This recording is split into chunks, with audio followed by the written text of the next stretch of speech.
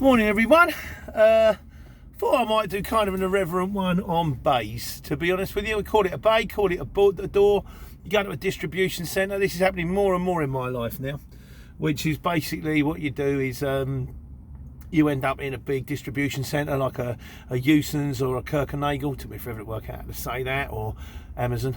And then you basically open the back doors and you go down the slope and you back it on and you try and get the positioning dead right, because in the 7.5 tonne it's a little bit narrower than the other ones, and then you hear the thunder as the you watch a little arrow turn red, shutter comes up, you were just sitting here, and then the ramp goes up, bang, as it's about, and you hear rolling thunder in the back of your van. There's guys in sack barriers or pallet trucks or motorised pallet trucks, which you'll know because the springs go down as they go in, just load you.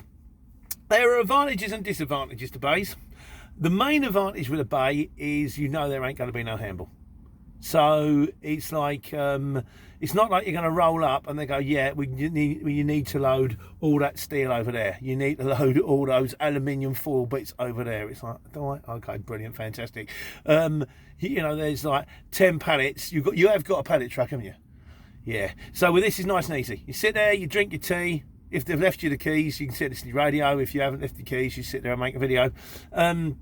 And it all rolls on. The disadvantages sitting on bays is you don't know how long you're going to be there for. Now, if you're lucky, and you get an idea when you go into a place where it's going to be, but a lot of the time, if you're loaded, it's not so much a problem. Because if you're loaded, it's kind of, hopefully, as long as the gear's ready to go, once they've done, they'll work their way down the line. They'll do the guy before you, or the guy before you, then the guy before you, then you, and it bangs it in. If you're delivering, particularly like with the Waitrose or the Lewis's, something like that, or certain other places, Bookers as well, they may need to check the stock. So they may take the pallets off, and then you might have 6-8 pallets, and then it might be they have to wait for a checker to come around and check the stock. So you might be unloaded in 15 minutes, but it might take you an hour and a half to check the stock. The way we work with lorries is you have to allow more waiting time on lorries. They get the first hour free. After that, the 7.5 tonnes booked at 40 and the 18 tonnes booked at 50. But it doesn't do you any favours. Because if you're on a bay, you can be on a site for 2-3 hours, and it just puts the kibosh on the second job. If you've got one booked ahead of time, that means you could be late getting there. You have to ring them and you go, right, oh, my driver's been delayed at the first drop. Which is why I always be honest and upfront with the shippers. When you're booking a job, ring them up. If they send it through electronic, say, just to let you know, we've got another job before it. It should be off by this time. If anything goes wrong, we'll let you know. Just cover yourself.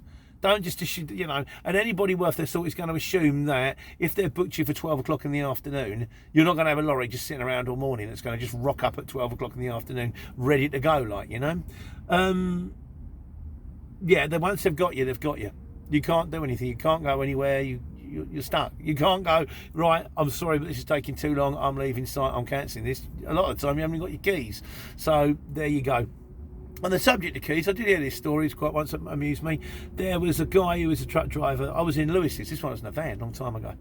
And it's because what you do is you're back onto the bay, and then you have to take your keys into the office, and they'll hang them on a hook or something like that, so that you can't drive away they're loading you up. Or I heard a story once, he said in Lewis, is what happened is the guy was on the back the loader was on the back in his mobile phone. The lorry driver didn't know, pulled forward, slammed the shutter down and drove halfway down the motorway with the guy in the back of his lorry. From that point onwards, health and safety went, no, you can't do this anymore.